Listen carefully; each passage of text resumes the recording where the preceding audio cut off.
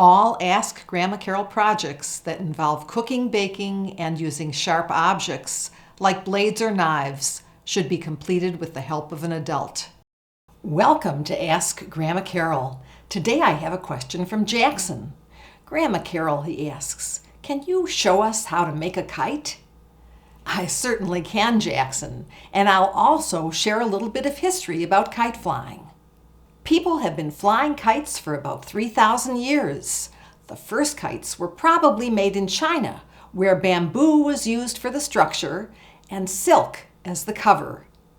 The Chinese made kites that not only flew well, but were also artistic. Before the advanced technologies we have today, kites were used for delivery of munitions and for observation by lifting a person high above the field of battle. They have also been used for scientific purposes and were used to study flight before airplanes were developed. A kite is an object that flies by opposing the force of the wind with the tension of a string held by the person flying the kite. The wind pushes the kite up, and the kite string pulls it down. It's great fun, and the reason kite flying is a popular warm weather activity on windy days. Simple kites are often made in the shape of a diamond, and while 50 million kites are sold in the United States every year, it may be more fun to fly one you make yourself. That's why I'm going to show you how to make a kite today. Our kite will have the popular diamond shape, and it will be beautiful like the kites the Chinese flew long ago. I have enlisted the help of 2 young artists to paint the cover for the kite we build today. You can paint or color the cover of a kite you make.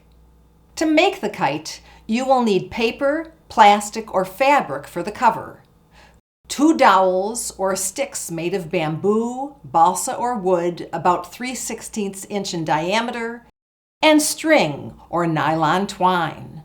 Ribbon is optional but makes a very pretty tail. Tools for this project are a scissors, a large sewing needle, tape, and a sharp utility knife. Hot glue is optional. Let's start by cutting the sticks we're using to 16 inches and 24 inches in length. Get an adult to help you do this. Have them also make 4 notches, 1 at each end. Now lay them out crosswise. Tie them securely together with string where they meet. Once this is done, the connection can be reinforced with hot glue. Now tie another piece of string to the center of the kite. Pull the string outward to one of the stick's ends and run it through the notch. Once this is done, run the string to an adjacent notch. Do this until all the notches are connected. Then return the string to the center, tie it there, and cut it off. The next step is to place your sticks on top of the material that will be the cover for your kite. The sticks with string now serve as your pattern for the kite. You want to cut your cover so that it is 1 inch wider than the pattern. To ensure you cut accurately, draw an outline before cutting. Now fold over the entire border of the kite, securing the fold with either tape or hot glue. When this is done, secure each corner with additional tape.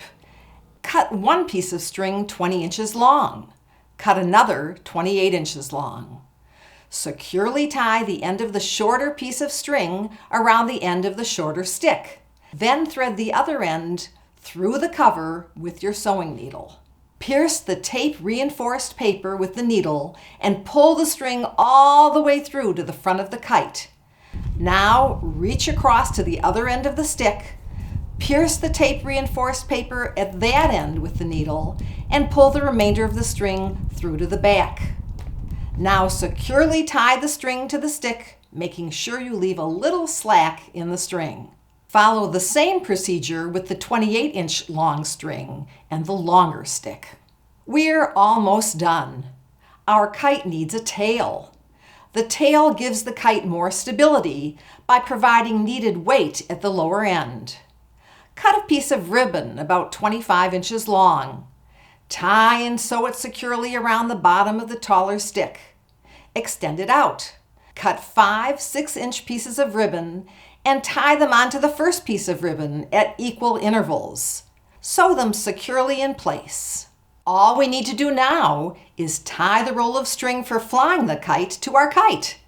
We do this at the intersection of the 2 strings at the front of the kite. And there you have it.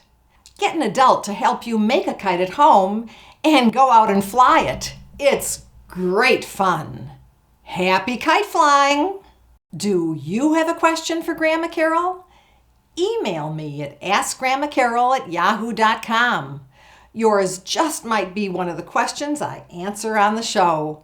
And don't forget to give this episode a thumbs up and subscribe to be notified when new Ask Grandma Carol videos come out.